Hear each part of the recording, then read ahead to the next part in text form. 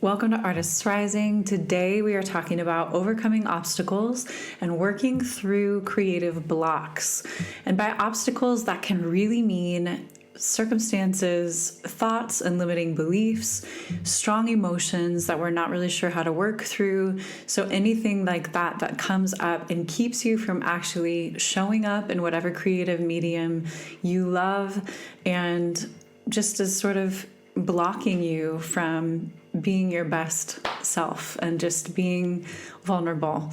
And so today I'm going to share with you 3 of my favorite exercises that really help me whenever I'm feeling stuck. Here we go.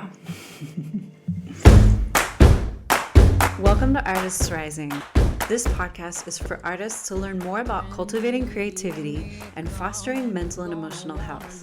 Basically, the stuff we don't learn in art schools and conservatories.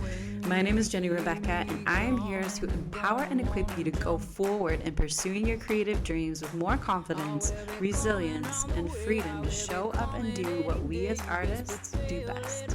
Be vulnerable day after day. Let's do this. When you see me flying, I'm gonna wanna scream. So I just want to start by saying, as I actually talked about in the very first episode of this podcast, a lot of times if there's something standing in the way of us creating, it's usually a feeling. Either we're feeling something that's making us uncomfortable, or we're feeling something that we perceive as negative, like fear, anxiety, shame, or we're wanting to avoid a feeling that is coming that is uncomfortable or negative. So as these thoughts and feelings come up, and believe me, they will come up regularly as we're continuing on our creative journey. And anyone who's read the book, The War of Art by Steven Pressfield can agree with me. Resistance is real and oftentimes comes the most when we actually really need to be doing something, and it's really significant work. And we need to have a strategy to know how to navigate these kinds of emotions that come up and different kinds of limiting beliefs and thoughts, and be able to go forward with our lives and with our creativity and get in the flow again. So, and honestly, isn't that all we really want as creatives, just to stay in the flow? I really feel like that's alignment, and I kind of liken creativity to love. That creative energy is really like love, and it's really one of the most powerful forces in the whole world. And as humans, we also just want to connect to love and stay in that flow of love. And as artists, we want to connect to that realm of wonder and play and just create all day without stopping. At least that's mostly how I feel. So I'm speaking for myself, but most of my artist friends would also tend to agree with me. So when things do get in the way, here are my 3 favorite methods to start to deal with those feelings and thoughts. And we have to start with getting curious, and all 3 of these exercises require that you really start by observing your thoughts and feelings and starting to just become more and more aware of the kinds of things that are happening in your mind and in your heart. So this first exercise is actually from Byron Katie, and she calls it The Work. And essentially, she will take a thought and then ask herself 4 questions.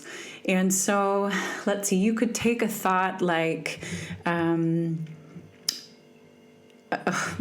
actually didn't think about this soon enough, but I'm just going to take a thought that one of my students was talking about recently, and just feeling like her hard work will never pay off, that she'll never be as good as she wants to be. And so if that is for example, a recurring thought that comes into your mind, and maybe as soon as you start to write, or as soon as you start to pick up your paintbrush, or I don't know, whatever your creative medium is, if you start to feel that thought, think that thought and then feel emotions that are coming from that thought pattern, then you can ask yourself these 4 amazing questions from Byron Katie. The first question is it true? So you think about that thought, I will never be able to be good enough, kind of, and you ask yourself, is it true? And in the moment, it might really feel true, and that's okay. You can answer honestly, and if it feels true, then you can say, yeah, I think it's true. Most often, it's usually not true. And the second question that she has is, can you absolutely prove that it's true? And so if you were to take that thought or that belief and like basically have in a court of law evidence, usually the kinds of thoughts that we're thinking that actually are obstacles in our creative process are not true, and really are perceptions in our head, things that are kind of exaggerated and grandiose, and they seem true, but they're usually not true. And so to ask yourself that and really get curious and really dig. And then the third question is asking yourself, how do you react? What happens when you believe that thought? And I would ask you to really think about that in a physical way, in your inner dialogue way, as you interact with others. So let's say you're just walking to the grocery store and you're thinking that limiting belief. How does that manifest in your body? Do you feel like a tightness in your throat or in your chest? Do you feel a heaviness on your shoulders when you're thinking that thought, when you're really believing that thought? And then how does it look when you are actually interacting with other people? Is that something that actually starts to make you feel insecure or slightly unhappy as you are talking to other people, and maybe you're not believing in yourself to the capacity that you know is possible? So ask yourself that question. Get really curious. Look at how that belief in your life is actually working itself out and manifesting. What does it look like actually when you are actively believing in that thought, partnering with that thought? And the fourth question is, who would you be without that thought? So it's like, I want you to visualize now if you actually never, ever suffered from that thought again. And usually, this is just speaking from experience, quite often when I feel stuck, when I feel anything negative come up in my own creative process, it usually is a similar thing, a similar belief, a similar thought pattern. And so if I try to imagine what would my life be like if it wasn't there, oh my goodness, my life would be so different. I mean, what if I never even struggled with that? How would I walk differently? How would I approach my creativity differently? How would I interact with other people differently? How would I actually show up maybe in the world, on social media, in connection with other people, in putting my art out there and making it known for other people? And how would that be different? Right? So those are the 4 questions that I want you to just start to think about. And Byron Katie, if you want to look her up, she has a really great website and she talks about the work. She has also a lot of different interviews of her doing these questions with people that I find to be really, really helpful. And it's just a way to actually start to uncover and observe the different thoughts and feelings, how those thoughts manifest in us, and get curious. And the more that we are actually able to stand outside of ourselves and look at what we're thinking, the easier it is to actually bring compassion to ourselves and actually accept those things and then choose a different thought. So that's exercise number 1. And number 2 is an exercise called the model from Brooke Castillo. And she has a similar kind of exercise, but she basically asks people to write down, like in a sort of from top to bottom on the page, C for circumstances, T for thoughts, under that F for feelings, then A for actions, and then results.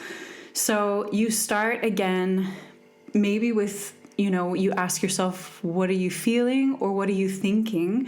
You can also start with the circumstance, but the circumstance needs to definitely be a fact and not a feeling or a thought. So that needs to be differentiated. But a lot of times, when we are feeling stuck, it usually has to do with a feeling. So as soon as we can sort of identify the feeling, then maybe we can identify what are we thinking that's making us feel this way. And then, start to also kind of ask yourself again, like, how is this feeling? How are these thoughts actually, what am I acting as a result of these emotions? And then what are the results that I'm producing in my life as a result of these thoughts and feelings? And I'm going to use an example of one of my students recently. He had been preparing to help someone audition for a TV show, and they'd been working on the song for about 3 months, and he was super excited about it because it felt for him like the first legit thing that he'd been working on for a really long time. But all of a sudden, a week before the audition, his friend told him that the qualifications for the audition were wrong and that they wouldn't be able to perform the songs together the way that they'd been rehearsing. And I don't know all the specifications of the circumstances, but the fact was, all of a sudden, he wasn't going to be able to perform with his friend. And he came to our coaching session with a lot of negative emotions behind his ability as a musician, as a songwriter, and kind of overall as an artist. And in fact, so much so that he was just about ready to give up. And when we started to dig deeper and do this exercise, and I was asking him what he was feeling and thinking, he said he was feeling really just rejected and was really taking it personally, what his friend had told him about the audition, and feeling scared that maybe he just wasn't good enough, and that this was his friend's way of letting him down easily, and that maybe she hadn't really wanted to perform with him and had made up this way of telling him that she didn't want to play with him. So he was feeling a lot of fear and really afraid of missing the mark, he said, and kind of hopeless that maybe other opportunities wouldn't come his way, and also just sort of feeling naive and ashamed that he had put so much hope into this opportunity, and a lot of other things. But that's just sort of an example, and I think it's probably one that all of us can relate to, because even if that feeling of rejection is absolutely not personal, and most of the time it's not personal, but it's so easy for us to interpret it that way, right? So I'm sure that we've all felt that multiple times in our lives. And so anyway, if we put these things into the model, we can see that the circumstance was he was told he wouldn't be able to play in the audition, and his thoughts went immediately to, what if it's because I'm not good enough? The feelings that he was having were full of rejection and shame. And then his action actually was inaction. So just being paralyzed, and he would try to sit down and practice or write songs that week, and he was just so full of negative thoughts and emotions and almost rejecting himself and his mind that he couldn't do anything. And so the result then was that he was wanting to just quit and was doubting if he should even go forward in pursuing his music. And this is pretty extreme, but at the same time, I bet if you're listening to this and artistic and going after big dreams, I think it's so easy to just very quickly spiral downwards. Like, I just know from my own experience, I have needed so much encouragement in my own creative journey, which is why I'm so passionate about Artists Rising, why I'm doing this podcast. And I just want to encourage people because it's just so easy to be so overwhelmed with our emotions and with our thoughts that we just freeze up and we don't know what to do.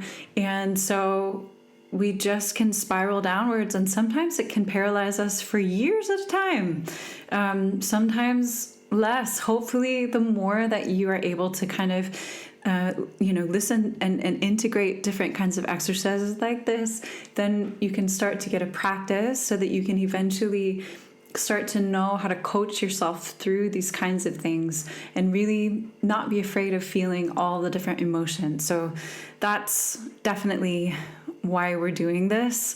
And also, of all these many moments that threaten to make us want to give up and just throw in the towel, honestly, we can really be thankful for these moments, because if they didn't occur as we're on the way to pursuing our dreams, then we wouldn't evolve as humans. And that's also a really beautiful thing. I mean, it's so great to have big, impossible goals and dreams that actually challenge us to become more than we are in the moment, challenge us to become more extraordinary as human beings. So one of the greatest things we can do is step into that evolving process and learn, grow, become better versions of ourselves.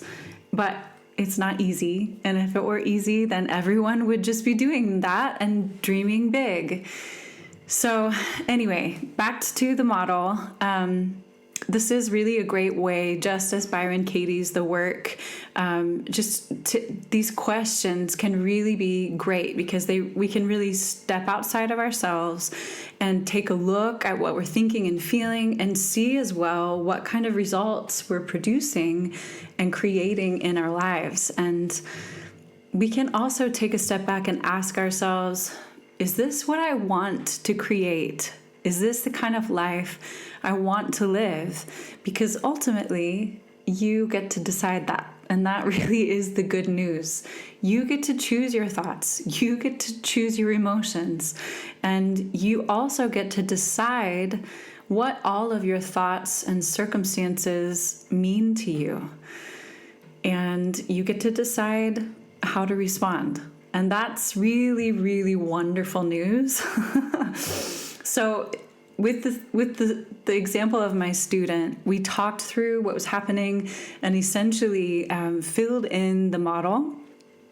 And then we did this next exercise, which is called the remote control exercise. And I learned this from my counselor, Laura Duncan. And I also talked about it a bit on podcast episode 4 and 5. And in another really similar way, it's a little exercise that really helps us get curious about what we're feeling.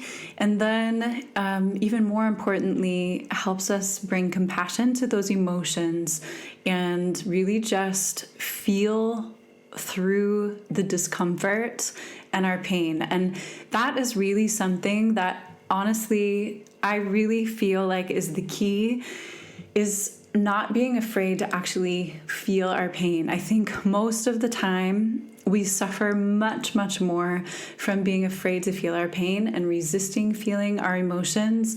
That is the thing that actually, it's almost as if, I'm going to use a childbirth analogy here. So not that I've had any children yet, but what I've heard is that, if you are in labor and you start to resist the labor and tighten up your muscles, it's like, first of all, extremely, extremely more painful. And also that child does not get born. And so in a similar way, it's like we are so afraid to feel our pain and feel our emotions, and we can make ourselves actually, it's more trauma and more suffering if we are avoiding the pain. And also, when we feel our pain, it's like we are born into evolving into a greater human. So it's like, it's our own birthing process here. We are like giving birth to our best selves. on the daily. Like, it's an opportunity for that day after day. So I want you to remember that analogy as you're going through.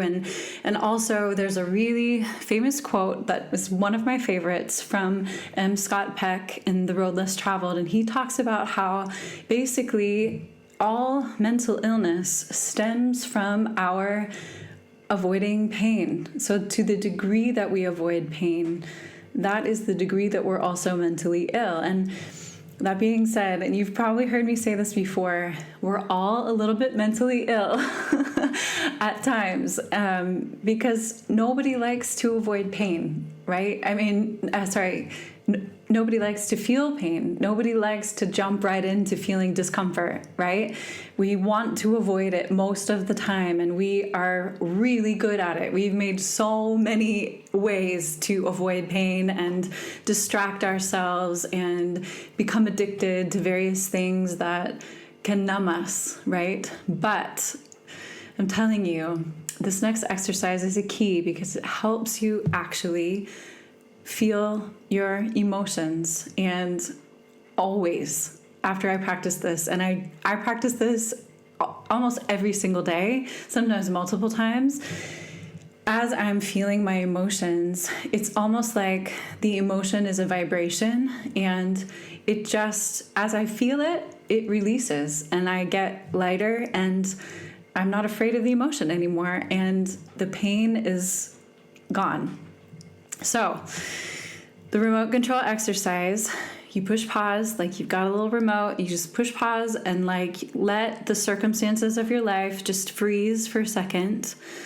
Number 2, you ask yourself what you're feeling. A lot of times I like to put my hand on my heart because it feels somehow like I'm kind of giving myself a little hug, and I'll just say, Jenny Rebecca, what are you feeling? And then I will list all the things that come up. And sometimes this can take 5 to 10 minutes because I'll just talk and I'll just say, well, I'm feeling sad, I'm feeling angry, I'm feeling hopeless, I'm feeling, and this is also part of the curiosity process. You want to keep digging and just say, what else, right? And then once you've listed all the different feelings, all the things that you can think about, then the third step is to bring empathy and compassion. And you just say, Jenny Rebecca, I'm so sorry you're feeling sad. I'm so sorry you're feeling frustrated. I'm so sorry you're feeling angry. I'm so sorry that you're feeling disappointed. I'm so sorry that you're feeling not good enough, whatever it is that you're struggling with, right? The fourth thing, and this is an important differentiation, is you go through all of those emotions again, and instead of this time just saying, I'm so sorry, this time you say, it's okay to feel. And you kind of list all those emotions. So then just say, again, call yourself by name. Just say, oh, Jenny Rebecca, it's okay to feel sad. It's okay to feel disappointed. It's okay to feel angry. You can feel angry as long as you need to feel angry. It's okay to feel hopeless, whatever it is you're feeling. And also, we're not saying like it's going to be okay. We're just saying it's okay to feel XYZ. So it's not like, you don't want to say it's okay to feel, or it's okay, you don't want to say it's going to be okay, because that's just sort of like a blanket statement that actually is avoiding our pain again, right? So we want to just accept all of our emotions and say it's okay to feel all the different things that you're feeling. And so really every emotion is a vibration and a frequency. And it's crazy. The more that I have practiced this, I've come to realize that I can actually start to feel my body respond to the compassion that I can bring to myself, right? So it starts to feel almost like a spinning starts to happen, and the negative emotion like spins right through me. And so I just stay with myself, comforting, bringing compassion until I feel that start to shift within my body, and you'll feel it. The more you practice it, you will feel it. And it honestly feels so good. It's like you start to connect to your heart and you start to really feel this connection. And you feel as well like you're not alone. Like you are there with yourself. You're there, you're allowing whatever emotion comes to just come. And there's full acceptance, full compassion and comfort, and empathy. And so... And the other thing, the last step that I always really like to say to myself is, I see you, Jenny Rebecca. I hear you. I see how hard you're trying. I see how hard you're working. And I see and know that your heart has the best intentions. You're doing the best you can, right? This is also for me really compassionate with myself and really brings a lot of comfort. So, yeah.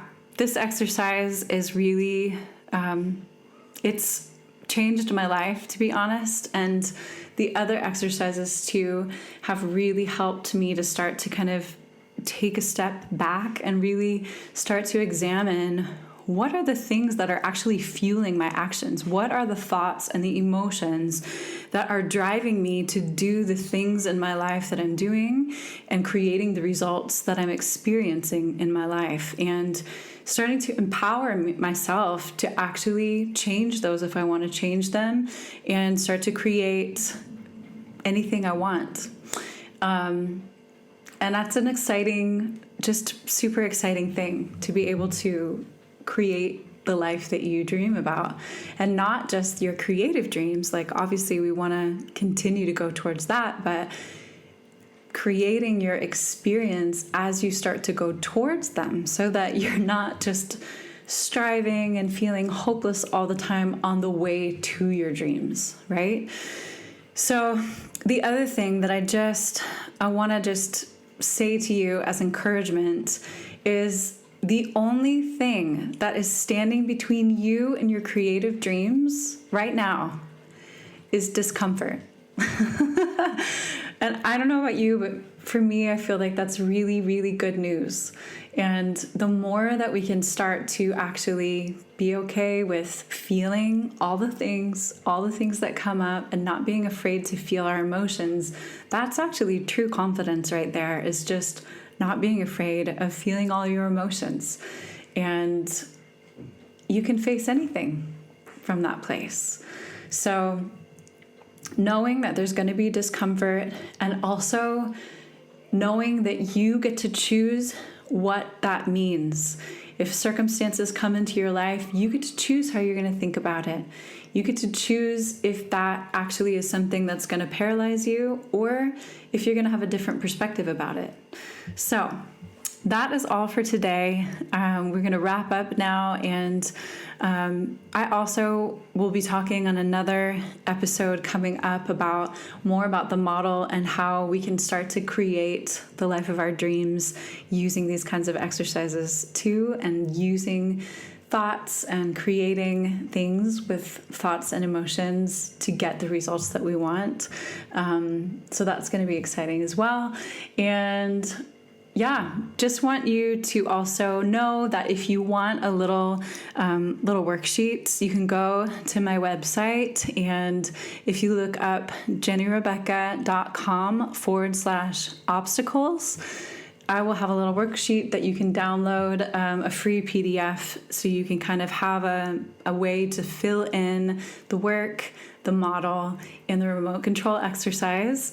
And also just wanted to say, if you are interested in supporting Artists Rising in any way, I would love for you to go check out my Patreon page. You can look up Patreon, Patreon, Patreon Artists Rising, or Jenny Rebecca Ronning. And for as little as $3 a month, you can support this podcast and what we are doing with Artists Rising, and would love, love, love to have your support. I do not do ads on the podcast, do it all just for free because I love it and I'm passionate about this topic and really helping artists to know how valuable they are and what they're creating is to the world. And so anyway, if you're interested in supporting Artists Rising, please go visit Patreon.